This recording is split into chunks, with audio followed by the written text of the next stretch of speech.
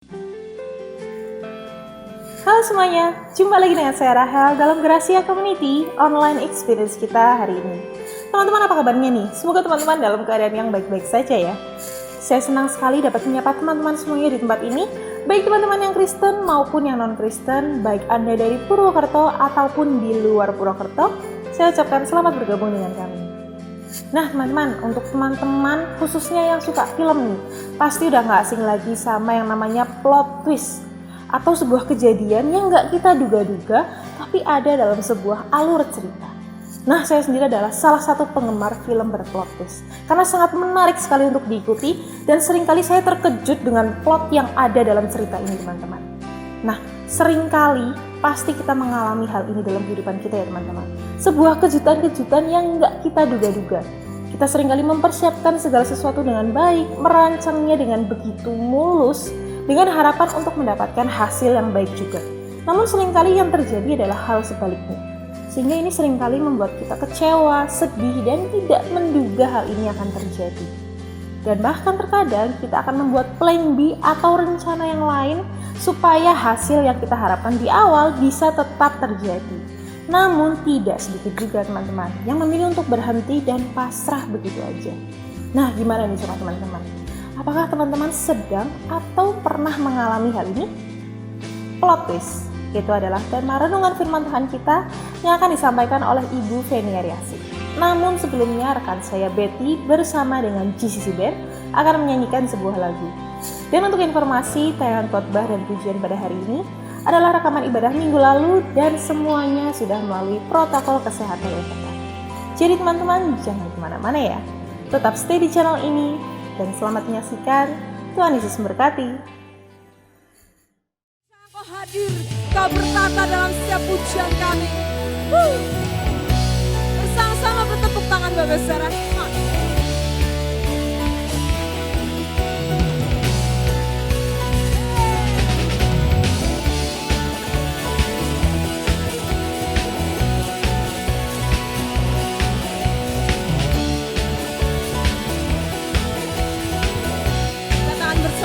Pelukis cakrawala, pelukis cakrawala, merangkai jagat raya, pencipta alam semesta, pemilik kehidupan yang sanggup menyelamatkan jalan-jalan. Mari angkat tangan kita bersama-sama katakan.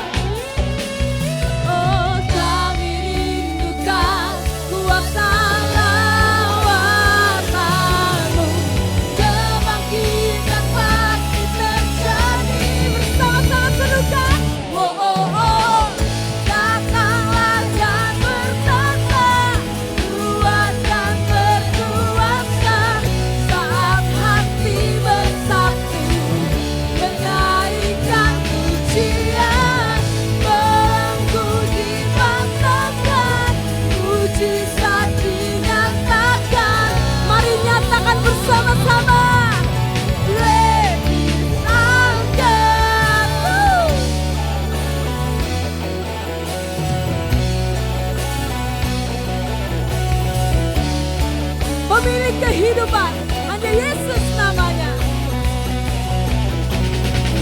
Pemilik kehidupan yang sanggup menyelamatkan jalan-jalan. Mari yang rindukan kuasa Tuhan, angkat tanganmu. Oh, kami rindukan kuasa lawan. Kami percaya dengan iman, kebangkitan pasti terjadi.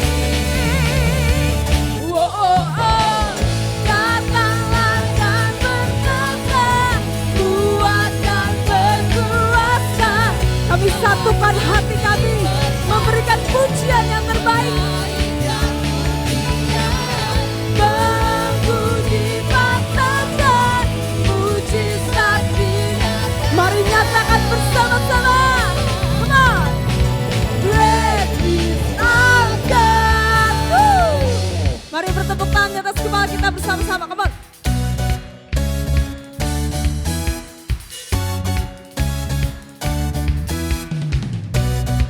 serukan bersama-sama Bapak Ibu Saudara. Woo!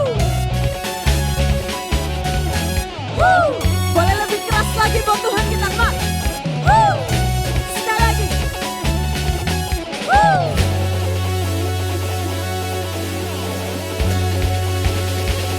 Kami percaya Tuhan, lawatan-Mu terjadi atas hidup kami.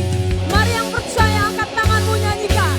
Oh, kami rindukan kuasa lawatan-Mu, kebangkitan kita jadi.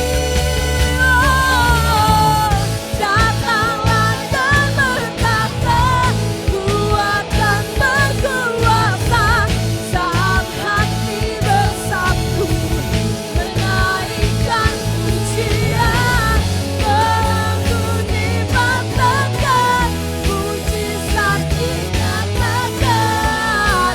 Bersama-sama nyatakan, great is our God, great is our God. Berikan salam sayang paling meriah bagi Yesus Tuhan kita.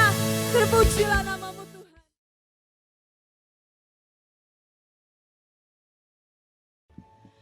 Selamat pagi Bapak Ibu dan saudara-saudara semuanya. Apa kabar? Luar biasa. Selamat hari Minggu. Kiranya minggu ini kita bisa menikmati minggu yang diberkati oleh Tuhan. Bapak Ibu saudara-saudara, pagi hari ini kita akan belajar bersama-sama dari satu bagian dalam Alkitab kita. Saya mengajak kita semuanya membuka dalam Lukas 7 ayat yang ke-11 sampai dengan ayat yang ke-17. Lukas 7 ayat 11 sampai 17.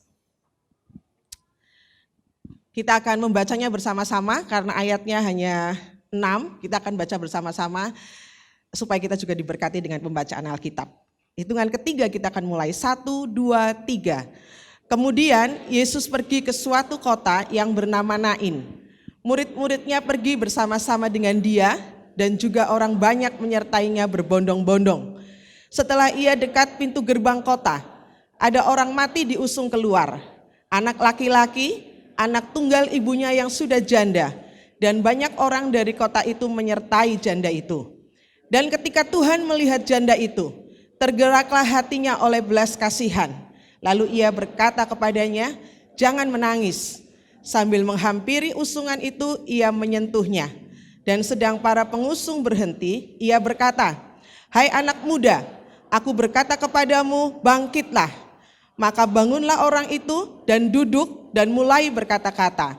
Dan Yesus menyerahkannya kepada ibunya. Semua orang itu ketakutan dan mereka memuliakan Allah sambil berkata, seorang nabi besar telah muncul di tengah-tengah kita dan Allah telah melawat umatnya. Maka tersiarlah kabar tentang Yesus di seluruh Yudea dan di seluruh daerah sekitarnya. Amin. Bapak Ibu, libur sekolah kemarin, saya punya rencana. Saya kepengin ngajak bapak saya dan ibu saya, belum pernah naik pesawat seumur hidup gitu ya. Jadi kita kemudian ngobrol-ngobrol, lalu kemudian ayo kita pergi berlibur, naik pesawat gitu ya, tujuannya naik pesawat gitu ya. Karena naik pesawat jadi kita mikir mau pergi kemana naik pesawat gitu ya. Lalu kemudian suami saya ngomong ke Kalimantan aja, saya kepengen ketemu ibu saya karena mungkin 5 tahun dia nggak ketemu gitu ya. Nah ibunya tuh gaptek, nggak bisa pegang handphone Bapak Ibu. Jadi kalau ditelepon dia nggak mau ngomong, cuma ngeliatin doang, ngeliatin cucunya gitu ya. Oh udah pada gede cuma gitu doang. Diajak ngomong dia juga katanya aku bingung mau ngomong apa gitu ya. Jadi tutup aja, tutup gitu. Jadi itu rencananya gitu. Nah, saya bilang oke, nanti selesai tugas tanggung jawab kita karena libur kemarin ada youth camp gitu ya. Jadi saya bilang nanti ya tunggu semua kelar baru kita pergi gitu ya. Saya rencananya mau ajukan cuti gitu ya. Nah, tetapi Bapak Ibu, saya tiba-tiba digigit nyamuk Bapak Ibu. Jadi nyamuknya kecil gitu ya. Udah lagi pas repot-repotnya gitu ya, lagi pas sibuk-sibuknya, saya digigit nyamuk gitu ya. Dan saya mencoba bertahan sebetulnya gitu ya. Saya pergi ke rumah sakit, kemudian saya bilang tolong saya diinfus apapun supaya saya bisa kuat dan saya bisa berdiri lagi gitu ya. Dokter Ivan waktu itu kebetulan yang jaga, kemudian dia ngomong nggak bisa, tante harus tidur gitu ya. Terus kemudian saya pulang, saya tidur Bapak Ibu, tetap nggak bisa hilang. Sampai akhirnya kemudian 1 minggu terakhir anak-anak saya libur sekolah. Nah ternyata liburannya pindah Bapak Ibu, bukan di Kalimantan tapi liburannya di Rumah Sakit Elizabeth gitu ya. Wah, sepanjang itu kemudian Bapak Ibu saya mikir banyak hal. Saya merenungkan bagaimana ternyata walaupun saya gemuk gini Bapak Ibu, kayaknya kuat kemana-mana gitu ya. Kalah juga sama nyamuk kecil gitu ya. Dan saya benar-benar tidak berdaya ngadepin nyamuk yang kecil itu gitu ya. Nah saya kemudian merenungkan ini. Saya memang sangat rapuh sekali dan saya perlu bergantung kepada Tuhan. Apa yang saya pikirkan ternyata diputar balik oleh Tuhan. Saya justru menikmati 1 minggu penuh di rumah sakit dan saya sangat bergantung kepada orang, saya sangat bergantung kepada obat-obatan supaya saya bisa kembali sehat. Bapak Ibu saudara-saudara, kita sering dengar istilah plot twist. Nah biasanya ini muncul di beranda media sosial kita. Kita sering lihat di chattingan online, di caption-caption, di Instagram, TikTok, Facebook, dan lain-lain. Berapa banyak di antara kita yang punya TikTok, Bapak Ibu? Boleh angkat tangan? Oh enggak ya? Oh punya ya, yang muda-muda, generasi muda pasti hampir rata-rata tiap hari scrollnya TikTok melulu gitu ya. Nanti boleh follow saya juga gitu ya. Nah, istilah ini sering muncul, plot twist gitu ya. Plot twist itu adalah dari 2 kata. Yang pertama itu plot. Plot itu biasanya kita jumpai kalau di drama, film. Ini artinya adalah alur cerita. Kemudian ada twist. Twist ini artinya adalah dipelintir atau diputar balik. Jadi plot twist itu pengertiannya adalah sebetulnya alur yang kemudian diputar balik. Atau plot twist itu adalah kejadian atau pergantian peristiwa yang tidak terduga dan mengubah arah. Dan ini sebetulnya menimbulkan efek yang sangat mengejutkan untuk orang yang di plot twist hidupnya. Nah ternyata Bapak Ibu, plot twist ini kita juga sering jumpai dalam kehidupan. Anak-anak kepenginnya masuk ke sekolah negeri, tapi zonanya nggak bisa. Dan kemudian di plot twist bukan ke sekolah negeri, malah ke sekolah swasta. Waktu kita menikah, kita punya rencana, kita mau bangun keluarga bersama orang yang kita cintai. Kita merencanakan begitu banyak hal.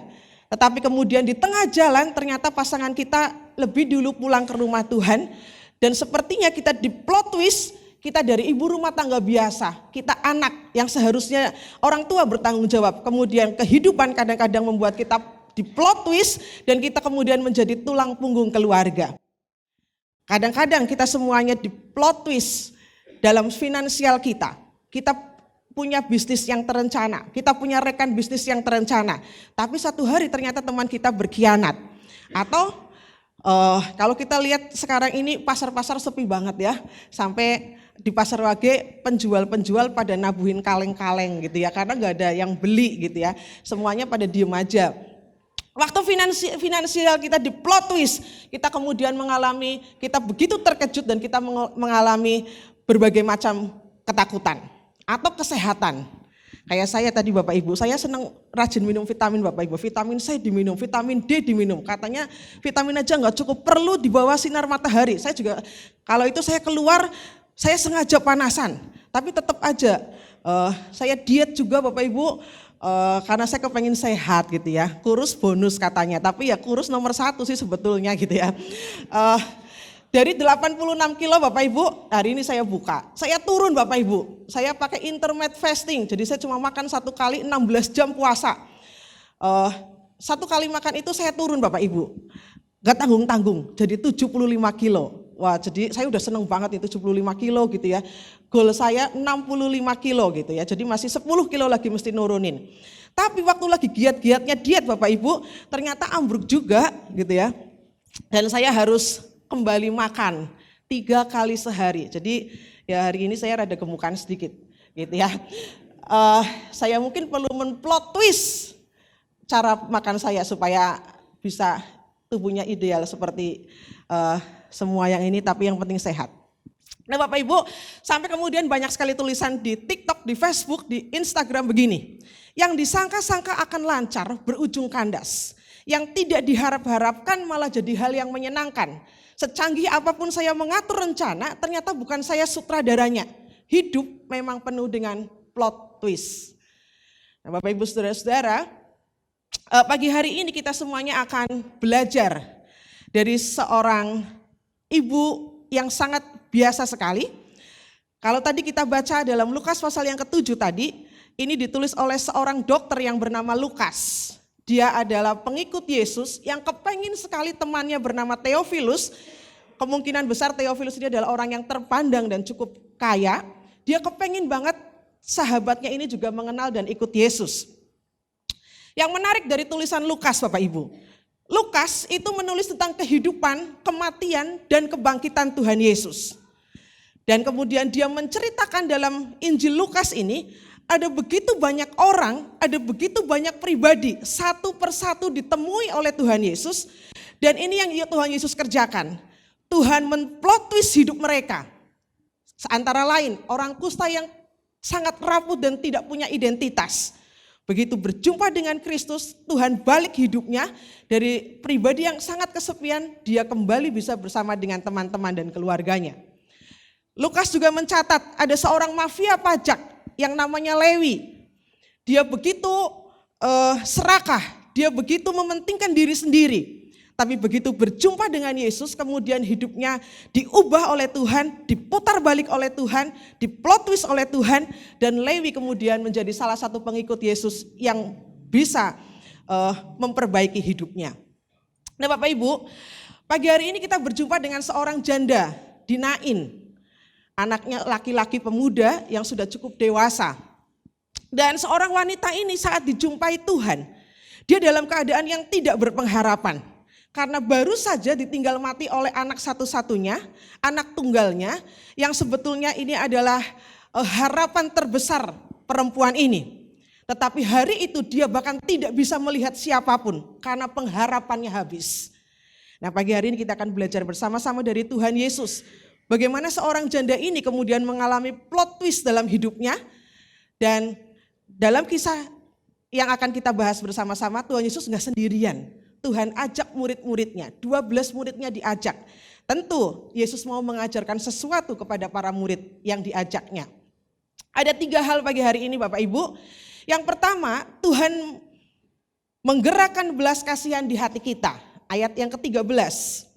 Kalimatnya begini. Ketika Tuhan melihat janda itu, tergeraklah hatinya oleh belas kasihan. Lalu ia berkata kepadanya, jangan menangis. Siapa wanita ini sebetulnya?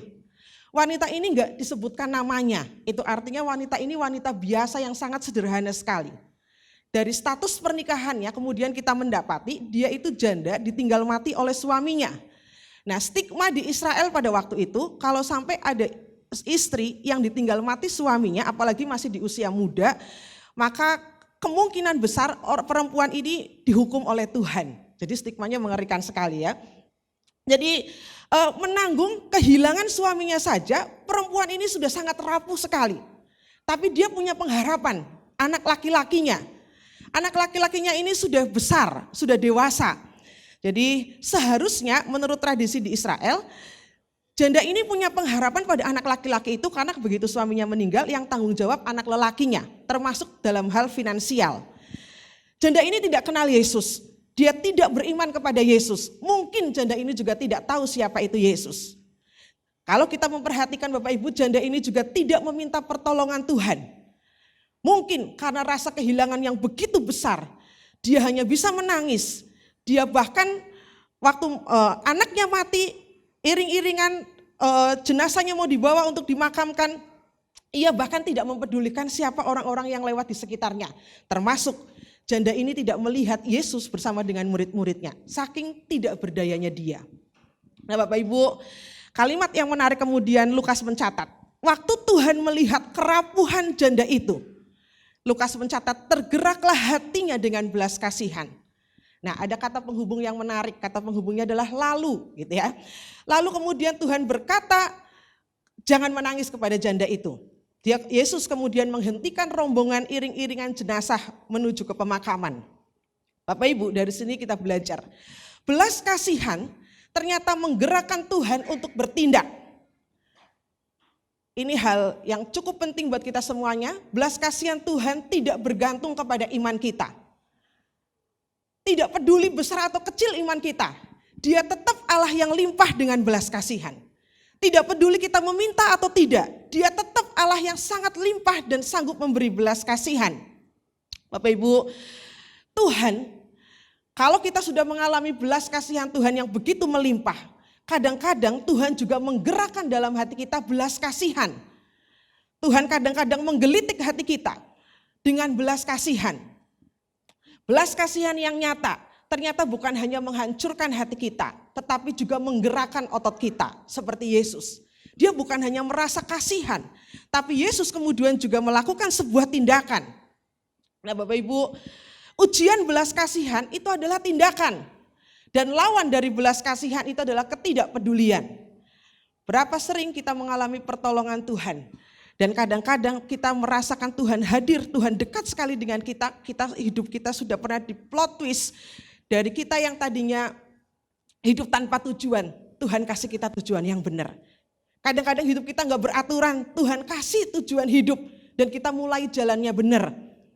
Tetapi seringkali Tuhan juga mengerjakan ini dalam diri kita. Tuhan menggerakkan di dalam hati kita belas kasihan. Sebuah pertanyaan buat kita pagi hari ini adalah, apakah belas kasihan yang kita rasakan itu menggerakkan otot kita untuk bertindak dan melakukan sesuatu? Ada seorang jurnalis foto bernama Kevin Carter. Dia menerima penghargaan fotografi di tahun 94 karena dia memotret dengan sangat bagus, angle-nya bagus banget.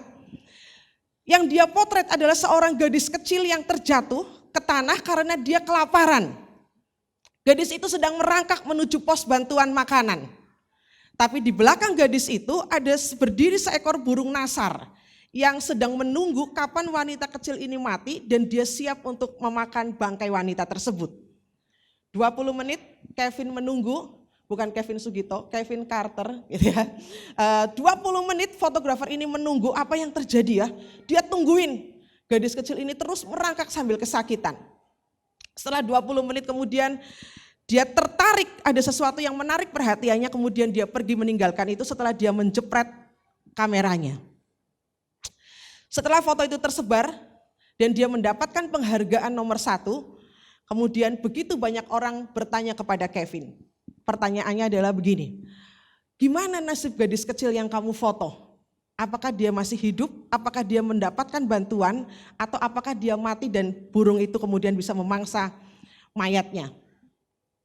Kevin terdiam dan dia tidak bisa memberikan jawaban apapun. Dia begitu menyesal karena waktu dia melihat pemandangan itu, dia melihat situasi itu, dia hanya mengamati saja. Dia merasa kasihan, tapi kemudian dia pergi meninggalkan gadis kecil itu tanpa melakukan apapun. Perasaan menyesal karena dia tidak bisa melakukan sesuatu, sekalipun hatinya tergetar oleh belas kasihan, membuatnya kemudian memutuskan 2 bulan kemudian dia mengakhiri hidupnya dengan bunuh diri karena dia begitu sangat menyesal. Bapak Ibu, perasaan belas kasihan adalah panggilan Allah bagi kita untuk bertindak. Seberapa sering kita mengalami Tuhan menggerakkan hati kita dengan belas kasihan. Kita kadang-kadang hati kita kadang-kadang begitu hancur. Tapi kita berhenti sampai di perasaan itu saja tanpa mengambil satu buah tindakan. Tapi pagi hari ini kita belajar dari Yesus. Bahkan Yesus saja, dia bukan hanya tergerak hatinya, hancur hatinya karena belas kasihan. Dia mau mendatangi mayat tersebut dan kemudian dia bisa membangkitkan anak muda dari seorang janda tersebut. Perasaan belas kasihan adalah panggilan Allah bagi kita semuanya untuk bertindak. Yang kedua Bapak Ibu, kita belajar Tuhan ternyata memberikan kepada kita kemampuan untuk berani mengambil resiko. Dari pembacaan kita tadi di ayat yang ke-14, di situ dimulai. Tuhan, dia menghentikan iring-iringan jenazah, lalu kemudian Tuhan tidak segan. Dia mengulurkan tangannya dan kemudian dia menyentuh mayat pemuda tersebut. Nah kalau di Israel Bapak Ibu, menyentuh mayat itu jadi najis. Dan dia harus disucikan dulu sebelum bisa masuk ke gereja, ke bait Allah gitu ya. Jadi buat Yesus ada resiko waktu dia mau bangkitin orang mati. Resikonya ya dia kalau ada pemuka agama mereka akan bilang najis dia nggak boleh masuk ke bait suci gitu ya. Tetapi buat Yesus dia tetap melakukannya. Nah kalau kita balik di ayat yang ke-11, kita belajar di situ, ternyata Tuhan Yesus baru saja dari Kapernaum. Ngapain di Kapernaum? Tuhan Yesus baru saja menyembuhkan anak perwira yang sakit. Lalu kemudian dia ajak murid-muridnya untuk pergi ke Nain. Nah Nain itu adalah kota kecil Bapak Ibu. Masyarakatnya petani dan relatif miskin. Jadi untuk dari Kapernaum sampai ke Nain itu kira-kira perlu waktu sekitar 2 hari dengan berjalan kaki. Zaman Yesus masih berjalan kaki, nggak ada Grab gitu ya, nggak ada Gojek gitu. Dan kalau zaman sekarang ini kira-kira dari Kapernaum ke kota Nain itu sekitar 10 jam perjalanan dengan jalan beraspal. Nah Yesus effortnya cukup besar. Jalan dari Kapernaum ke Nain bukan jalan yang mudah, jalannya naik. Karena di Israel ternyata gunung-gunung banyak sekali gitu ya. Jadi kalau kita pergi ke sana tuh naik turun gunung istilahnya ya. Nah, Yesus mengajak murid-muridnya ternyata untuk sampai di sebuah kota kecil, bukan di kota besar. Harus menempuh perjalanan sekitar 2 hari untuk sampai di kota Nain tersebut. Dan ternyata resiko itu pun Tuhan mau tempuh. Hanya untuk satu orang, seorang janda yang tidak berpengharapan ini. 2 resiko ini Yesus ambil, sekalipun dia harus bersusah payah. Pertanyaannya Bapak Ibu, kenapa Tuhan Yesus berani mengambil resiko yang besar dengan tindakannya? Mungkin ini adalah jawabannya. Kesediaan untuk ambil resiko itu selalu berdasarkan dengan potensi imbal hasilnya. Kita kadang-kadang takut waktu kita mau bertindak sesuatu setelah Tuhan menggetarkan hati kita dengan belas kasihan. Kita mungkin merasa Tuhan aku kayaknya gak mampu ya kalau aku nolongin dia. Aku rasanya tidak punya banyak waktu Tuhan untuk dengerin ceritanya dia. Aku rasanya tidak punya hati yang begitu luas untuk bisa peluk orang yang betul-betul aku benci. Tapi cara menundukkan ketakutan itu adalah menatap potensi upahnya. Apa yang Yesus tatap dengan resiko yang begitu besar? Apa yang Yesus tatap untuk mengatasi ketakutannya? Yesus menatap potensi upah yang besar. Bagi Tuhan Yesus, satu jiwa, satu janda ini sangat berharga. Nilainya lebih besar daripada resiko yang dia ambil. Tentu kita semuanya tidak akan pernah mau masuk ke dalam rumah yang terbakar, gitu ya. Kalau kita lihat ada rumah kebakaran, ya kita nggak mau masuk. Jangankan masuk deket-deket aja, kita nggak mau dengerin aja sirenenya, terus lihat orang-orang pada mematikan api, gitu ya. Nah, tapi kita akan lari ke rumah yang terbakar saat kita tahu di dalam rumah tersebut ada anak kita yang terjebak dan tidak bisa keluar. Resikonya sama. Sama-sama bisa terbakar, sama-sama bisa kejatuhan puing, sama-sama bisa kita sendiri bisa mati gitu ya. Ketakutannya sama, kita takut dengan api besar. Tapi kenapa kita akan lari dan masuk ke dalam rumah tersebut? Karena kita tahu di dalam rumah tersebut ada satu pribadi yang sangat kita cintai, anak kita ada di dalam situ. Dan kita kepengen berusaha menyelamatkan. Menyelamatkan anak itu begitu berharga. Dan itu akan, waktu kita tahu nilainya, kita akan merasa bahwa ketakutan kita sebetulnya tidak ada apa-apanya dibandingkan dengan satu nilai yang sedang diselamatkan. Yesus tahu resiko yang besar untuk menyelamatkan kita. Ia bahkan sangat ketakutan di Taman Getsemani. Ada orang yang ngomong, Tuhan Yesus itu waktu disalib gak ngerasain apa-apa, kan dia Tuhan gitu ya. Jadi dia dipaku, dia dicambuk, dia dikasih mahkota duri, enggak, dia gak ngerasain apa-apa gitu ya. Kata siapa gitu ya. Tuhan Yesus sendiri bahkan dia mencatat, aku kepengen nangis kalau bisa ini cawan ini pergi. Tetapi dia kemudian memberanikan diri, tetap menuju kepada salib. Karena dia melihat saya, melihat Bapak Ibu kita semuanya sangat berharga. Nilai kita tidak ada bandingannya. gambar Allah ada dalam diri kita, dan itu membuat Tuhan Yesus kemudian berani melewati resiko yang besar dan ketakutan yang besar, dan dia tetap menyelesaikan salib, dan kita semuanya bisa diselamatkan. Bapak Ibu, saat kita punya belas kasihan, saat Tuhan menggerakkan belas kasihan dalam diri kita, dan itu diikuti dengan tindakan, akan menciptakan sebuah kisah, dan itu bisa memplot twist kehidupan orang-orang di sekitar kita. Para suami, para istri pernah marahan? Pernah nggak ya Bapak Ibu ya? Pernah nggak ya? Wah, jangan-jangan cuma saya yang kadang-kadang marahan ya. Satu hari saya sangat marah dan suami saya juga sangat marah. Sudah tahu saya keras kepala, suami saya lebih keras kepala lagi. Dan biasanya suaranya dua-duanya kenceng semuanya ya. Saya nggak marah aja suaranya kenceng Bapak Ibu, apalagi kalau marah gitu ya. Nah, terus sampai malam gitu ya. Saya tidur, dia tetap tidur di sebelah saya, nggak pindah tempat gitu ya. Malam sebelum tidur saya berdoa, suami saya udah tidur, saya lagi panas banget hatinya gitu ya. Saya berdoa.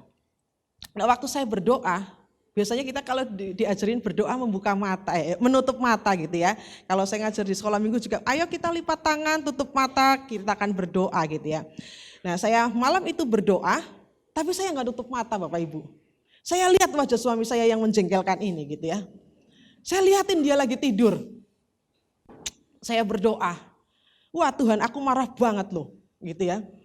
Tapi di tengah-tengah saya berdoa, saya sambil lihat wajahnya lagi tidur gitu ya. Saya digerakkan Tuhan dengan belas kasihan.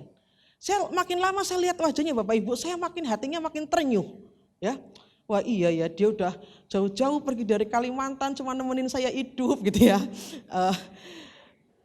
Lihat wajahnya gitu ya. Wah hati saya nggak tahan Bapak Ibu. Saya sebetulnya memikir, oh saya yang benar nih, bukan saya yang salah nih gitu ya. Saya mau tunggu dia minta maaf gitu ya. Tapi kemudian malam itu saya peluk dia. Dia kaget lagi tidur soalnya. Ngapain gitu ya. Bayangin Bapak Ibu, jadi itu kali pertama dalam hidup saya minta maaf sama suami saya. Saya bilang sama dia, sorry ya kalau aku salah. Aku memang keras kepala dan buat aku pemikiranmu salah. Ayo tidur gitu ya. Dan meredakan kemarahan saya. Hati saya yang panas, hati saya yang marah. Ternyata waktu saya melakukan satu tindakan kecil, Tuhan balik. Saya bisa mengasihi. Dan saya yakin suami saya lebih banyak lagi begitunya ke saya. Gitu ya. Jadi Bapak Ibu, saat Tuhan menggetarkan hati kita dengan belas kasihan dan kita berhenti sampai di situ, tidak ada kisah yang akan terjadi. Saat Tuhan hanya merasa belas kasihan, tapi dia tidak membangkitkan anak dari janda ini, hidup janda ini tidak akan mengalami perubahan. Tapi begitu Tuhan merasakan belas kasihan dan kemudian dia melakukan sebuah tindakan, janda muda ini hidupnya diplot twist oleh Tuhan. Dari seorang yang tidak punya pengharapan, kita bisa melihat janda ini kemudian punya kekuatan untuk berdiri kembali. Yang ketiga, Tuhan hadir dalam tindakan kasih kita. Di ayat yang ke-16, kalau Bapak Ibu searching, berapa banyak mujizat yang Yesus lakukan selama dia ada di kota Nain. Ternyata dia hanya melakukan satu mujizat. Dan satu-satunya mujizat yang dilakukan oleh Tuhan Yesus adalah pada janda dan anak lelakinya. Tuhan tidak melakukan mujizat kepada orang lain. Apakah di Nain tidak ada orang yang menderita selain janda itu? Ada begitu banyak, saya yakin sekali. Tapi Yesus memilih satu orang saja yang hidupnya diplot twist oleh Tuhan. Dan kemudian kita melihat reaksinya dari ayat yang ke-16 dan 17. Satu orang saja, dia bisa merasakan Tuhan dalam situasi yang penuh dengan plot twist. Ternyata dia tidak bisa diam. Dia selalu menceritakan kemana-mana bagaimana Tuhan menolongnya. Dia bahkan kemudian ngomong, Allah telah hadir untuk melawat kita semuanya. Satu orang yang mengalami Tuhan, yang hatinya ditekatkan dengan Tuhan, tidak akan bisa diam. Dan kemudian dari kisah ini kita membaca janda ini bersama dengan orang-orang lain yang mengusung-usungan mayat tersebut. Mereka semuanya sangat mengagumi dan memuliakan Tuhan. Sampai kabar tentang Tuhan Yesus tersiar kemana-mana dan Yesus menjadi cukup dikenal karena dia menolong satu janda yang tidak berpengharapan. Bapak Ibu, ternyata buat Tuhan angka 1 itu cukup menarik. 1 jiwa bagi Tuhan itu sangat berharga. Kalau Bapak Ibu baca di Alkitab kita, ada seorang namanya Filipus. Dia baru saja ngadain KKR dan banyak sekali orang yang bertobat. Tapi Tuhan kemudian panggil dia, Filipus, kamu pergi. Ada satu orang yang harus kamu jumpai, sida-sida dari Ethiopia. Kemudian Filipus ikut apa yang Tuhan mau dan dia pergi menjumpai satu orang sida-sida di Ethiopia. Ini jemaatnya ditinggal Bapak Ibu, nemuin satu orang doang. Dan satu orang itu kemudian dia percaya kepada Tuhan Yesus. Angka 1 buat Tuhan Yesus menjadi angka yang sangat penting. Mungkin cara Tuhan bekerja bukan kepada banyak orang. Cara Tuhan bekerja mungkin adalah satu persatu dia jumpai. Dia hadir, dia menunjukkan siapa dirinya. Dan dia menolong, dia memberikan kepada kita semuanya pengharapan yang baru. Bahkan penulis Alkitab yang lain berkata, 1 jiwa saja waktu dia bertobat dan terima Tuhan Yesus, maka seisi surga itu bisa bergoncang karena saking senangnya. Ini yang dilakukan Yesus. Yesus tidak melakukan banyak mujizat selama dia ada di Nain. Dia hanya melakukan satu tindakan kasih. Dan kepada satu orang itu adalah ternyata cara Tuhan untuk mengubah dunia. Melakukan satu tindakan kasih kepada satu orang itu adalah cara Tuhan untuk mengubah dunia ini. Itu sebabnya Lukas mencatat ada begitu banyak orang yang dijumpai Tuhan secara pribadi.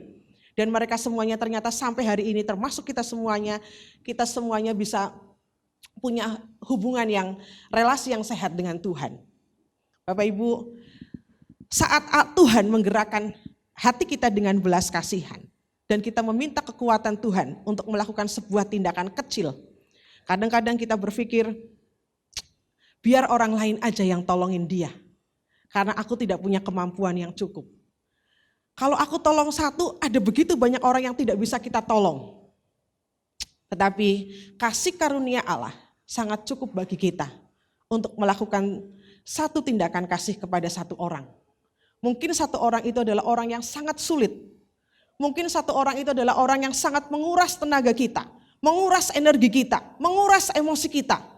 Mungkin orang itu adalah orang yang perlu mendapatkan belas kasihan kita. Atau mungkin orang itu adalah orang yang sangat berbeda dengan kita. Tapi lebih baik melakukan satu tindakan kasih kepada satu orang ketimbang kita tidak melakukan apapun untuk begitu banyak orang. Kita bisa berdoa bersama dengan satu orang tersebut. Kita bisa saling mendoakan. Kita bisa meluangkan waktu di tengah-tengah kesibukan kita. Dari waktu yang kita punya 24 jam sehari untuk mendengarkan ceritanya. Untuk mendoakan dia. Kita juga bisa memberikan pelukan kepada orang yang sangat kita benci. Orang yang begitu menguras emosi kita. Atau mungkin kita juga bisa memberikan berkat untuk orang yang betul-betul memerlukan. Dan tidak perlu khawatir saat kita melakukan satu tindakan kecil, ternyata Tuhan hadir dan Tuhan bekerja lewat apa yang kita kerjakan. Kita mungkin tidak bisa memberikan cahaya yang besar kepada orang yang tidak berpengharapan. Tapi kita mungkin bisa menyalakan lilin kecil dalam diri teman kita, keluarga kita, dan orang-orang yang ada di sekitar kita. Pesan Tuhan pagi hari ini buat kita semuanya adalah jangan keraskan hati. Waktu Tuhan menggerakkan hati kita dengan belas kasihan, kita perlu berdoa, meminta pertolongan Tuhan. Dan kita perlu bertindak, karena kita percaya Tuhan bisa bekerja lewat hal kecil yang kita lakukan, tidak untuk banyak orang, tapi mungkin hanya untuk satu orang. Tuhan memberkati kita. Mari kita berdiri bersama-sama Bapak Ibu. Dia Tuhan yang mengenal hati kita, lebih dari siapapun. Kalau kita sudah alami Tuhan menolong kita, Ayo kita sama-sama mengikuti panggilan Tuhan. Dan naikkan lagu ini bersama-sama. Bapa, Kau mengenal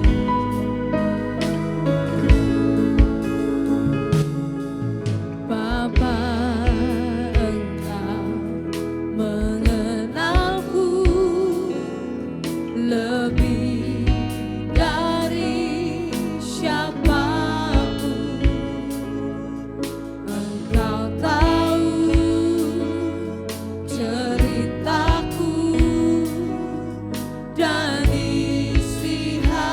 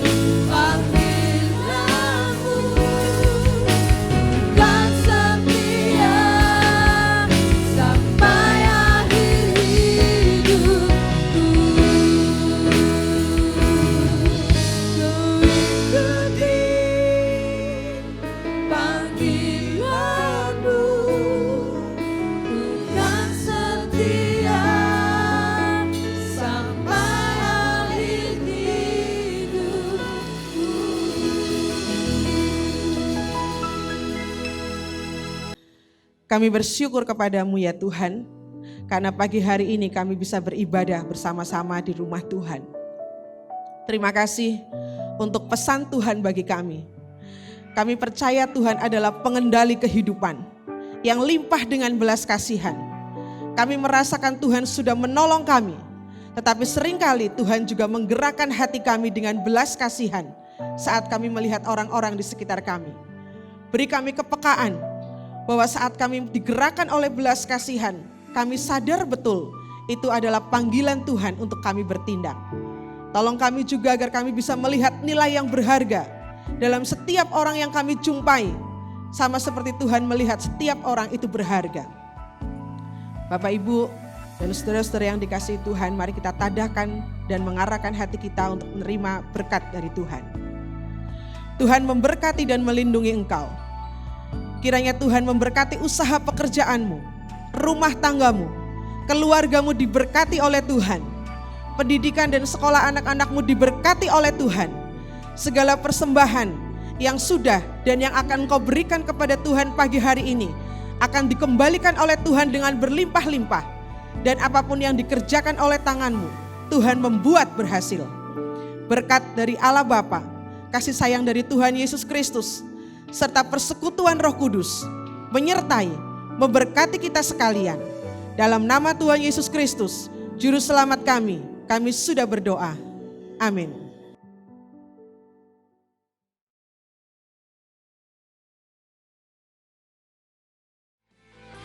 Melakukan satu tindakan kasih untuk satu orang adalah tindakan Tuhan untuk mengubah dunia. Terima kasih Ibu Feni untuk renungan firman Tuhannya yang telah memberkati dan menguatkan kita semuanya. Dan untuk seluruh rekan saya, tim Gracia Community Purwokerto, Anda semuanya luar biasa. Salam kompak selalu ya guys. Saya senang sekaligus bangga dapat menjadi bagian dari tim Gracia Community Purwokerto yang gahar namun tetap ramah. Dan saya juga mengucapkan terima kasih untuk Bapak Ibu yang telah dengan antusias dalam memberikan persembahan sehingga program Gracia Community Purwokerto dapat berjalan dengan baik dan dapat menjadi reflektor terang kasih Tuhan. Kiranya Tuhan Yesus senantiasa memberkati apa yang menjadi usaha dan pekerjaan Bapak Ibu saudara semuanya.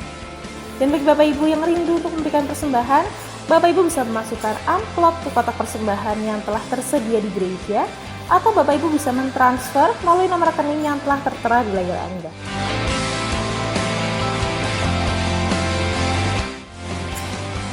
Saya Rahel, sampai jumpa dalam online experience kita Jumat depan. Tuhan Yesus memberkati.